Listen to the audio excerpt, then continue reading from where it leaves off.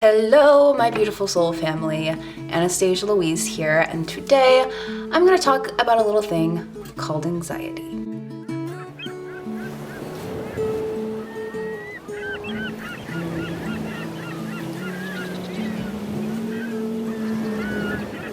I know, anxiety sounds like a bad word, right? It sounds like something that shouldn't be talked about, something that shouldn't be exposed. At least that's how society makes us feel and makes us view it, and honestly, it's one of the common side effects of life. I have been dealing with anxiety for as long as I can remember. All forms of anxiety. My mind doesn't discriminate, I guess. It's really hindered so many aspects of myself, so many dreams that I've had, so many things that I've truly wanted to do. My main anxiety that I deal with is social anxiety. Social interaction gets my gears a-going in not a good way.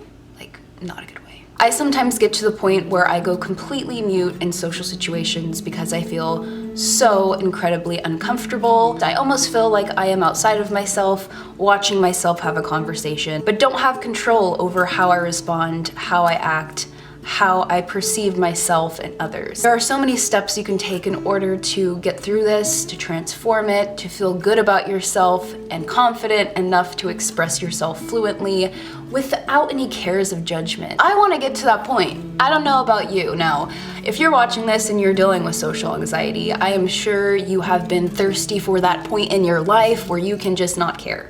I've been thirsty for that my entire life, yet I haven't really taken much steps in order to get to that point. And the past few weeks I've been truly doing that and truly catching myself when I feel triggered, when I feel super uncomfortable, and talking myself through it. Now, anxiety is just a whole different realm of perception of the world. Now, when you're dealing with anxiety in the moment, the person next to you can be experiencing the moment as so beautiful and spontaneous, while you can be viewing it as so horrifying and scary and anxiety-provoking, right? So what truly matters is your inner world and how you feel about yourself, what you're saying to yourself, that mind chatter. Now, I know this sounds weird, but everyone has that chatter in their mind. Everyone has that inner dialogue. And when your inner dialogue is negative and is putting you down, my friend, there is some work that needs to be done. And trust me, I have negative dialogue. There's a lot of self-sabotaging chatter in this mind of mine, and it honestly is almost an everyday thing where I have to catch myself and tell myself that I am worthy of happiness, of success, of love.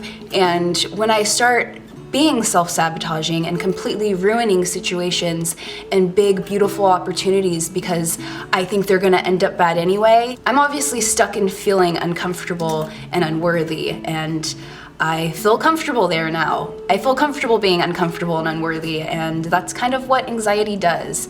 It makes the negative, harsh feelings almost feel comfortable, to where you're always reverting back to them, and you're always reverting back to that thought process, that feeling. And I truly feel my social anxiety had caused these ripple effects of negative, controlling behaviors because I felt like I did not have control over my life. I can't even speak for myself half the time.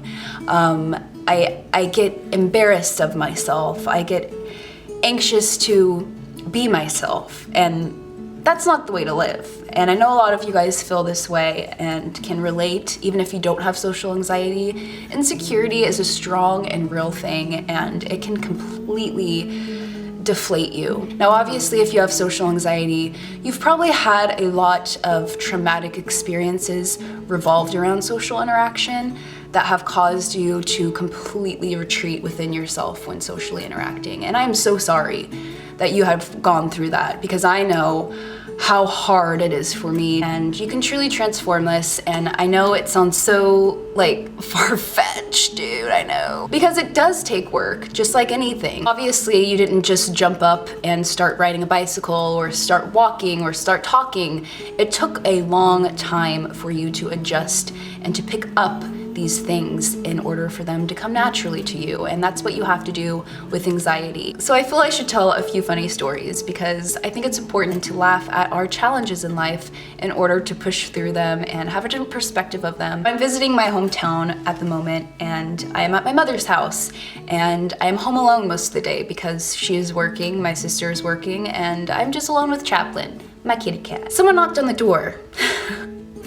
And this just triggered my anxiety like no other. Just a simple knock on the door. I wasn't expecting it. That's one of the main causes of my anxiety, is when I don't expect something to happen and it just pops up in my life. Just something as simple as a knock on the door.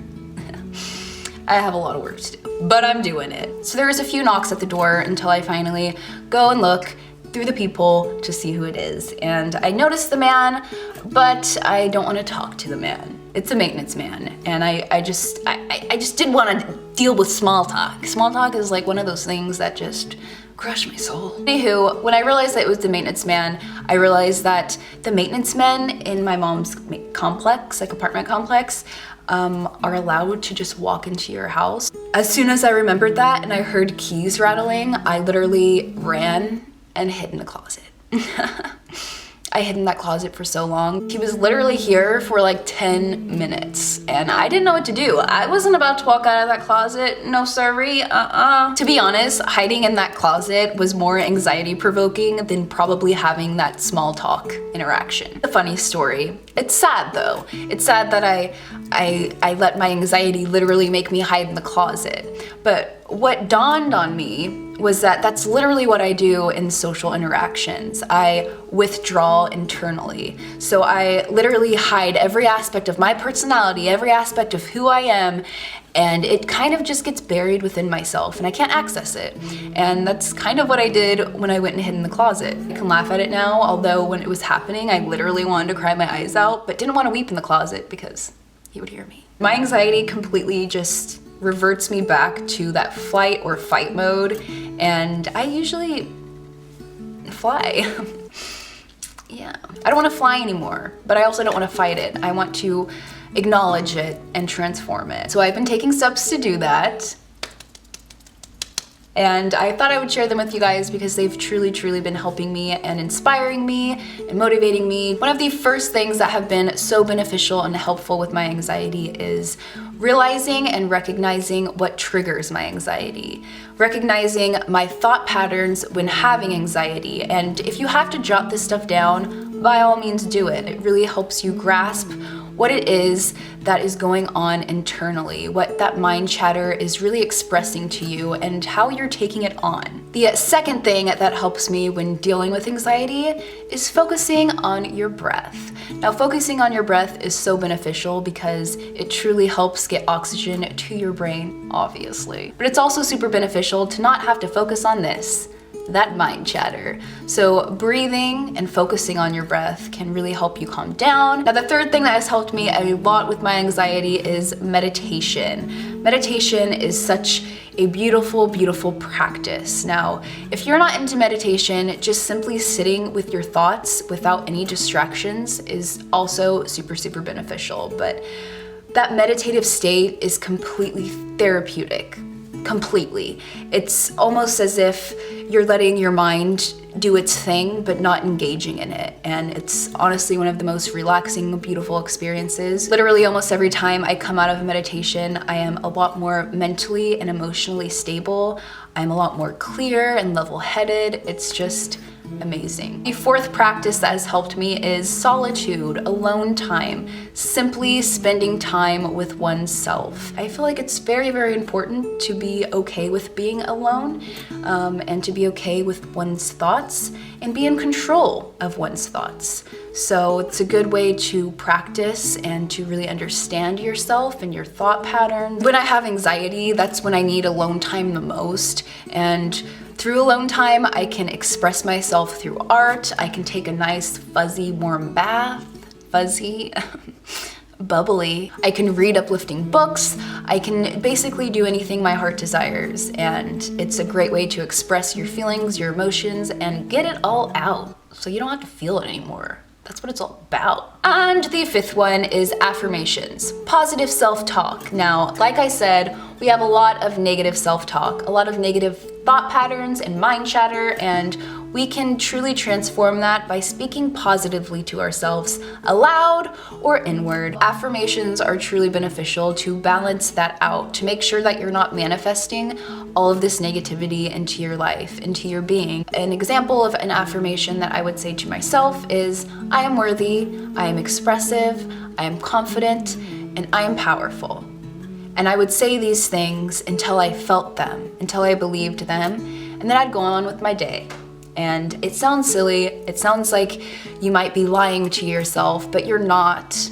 You are all of those things, and you will soon be able to see it. You will soon be able to feel it. Another tip I have for you is connection and how beneficial it is. Now, I know I said alone time is essential when dealing with anxiety, but so is connection. Again, balance is essential in every area of your life. Connection is so important to be able to express yourself fluently without judgment, or express yourself and feel understood, or have someone try to understand. That is so important. Now, I have gone to counseling and I'm still trying to find the right counselor for me. It does take time, just as everything else does. Other alternatives for connection outside of counseling, until you get the right counselor, until you have enough money for a counselor, whatever situation you're in, other alternatives are books, self-help books about anxiety, joining support groups, confiding in a friend or a family member. And there are also so many wonderful programs out there that you can join. I have found a program that has really helped me, and it is specifically for social anxiety. This program is a really good middle ground because I haven't found the right counselor yet, but I'm still seeking help and transformation within myself. So it's kind of like I'm having that interaction, that support, that motivation, but I'm not having to be face to face with someone. But this program has really benefited me and really inspired and motivated me to get a grip on my life and to take steps to really transform my social anxiety. Now, this program is super interactive. It has videos, it has exercises, and it has so many tips and tricks. It even has a whole section about natural ways and remedies to ease your anxiety and stuff like that, which is super cool. One of the exercises that they have you do is write down your triggers from your past, and this way you can really see what re-triggers your thought patterns. It's just helped me feel like I have the power and the control to change again, which I've felt previously in my life, but it kind of dwindled away. Had just like surrendered to my anxiety and had just been okay with having it. And I'm at the point again where I'm like, no. And this program is probably one of the main reasons why I'm at that point. Free of Inhibitions contacted me a few months ago wanting to have me join this program for free and test it out to see if I wanted to share it with you guys, because they thought it would benefit you guys, because I do make videos about social anxiety. And after all this chaos happened, as you guys know, I've been MIA, I kind of took the opportunity. I am forever thankful for that email that they sent me a few months back that I kind of pushed away because I thought, because now I'm back at the top. I am back at feeling motivated and inspired. Now, the program is like a one-time payment type thing, and you have it for life, and I'm honestly so thankful. So if you guys are interested, I'll have it linked down below. As for natural remedies for anxiety, I'm just going to quickly skim through a few of my favorite remedies. The first remedy is tea. Now, you can drink the tea, you can make a tea bath, but chamomile is your best friends. Chamomile is a great anti-stress reliever, as well as lavender. So if you are taking a bath, make yourself some chamomile tea and put some lavender in that bath, girl. Relax, de-stress. Mugwort and valerian are amazing anti-stress and anti-anxiety medicinals, you could say. They're herbs, but you can take them in capsules, you can put them in things, you can smoke them if you want. It's up to you, whatever floats your boat, but yeah, those things have helped me a lot. Mugwort tea, yes. Speaking of tea, I kinda want some. I think I'm gonna make some. Yeah. Until next time, I hope you guys enjoyed this video. If it benefited you and if you enjoyed it, please give it a big old thumbs up. I love you guys so much. I hope you have a beautiful, magical, wonderful day. And remember, we can get through anything. We are powerful, we are worthy, and we are strong. Bye.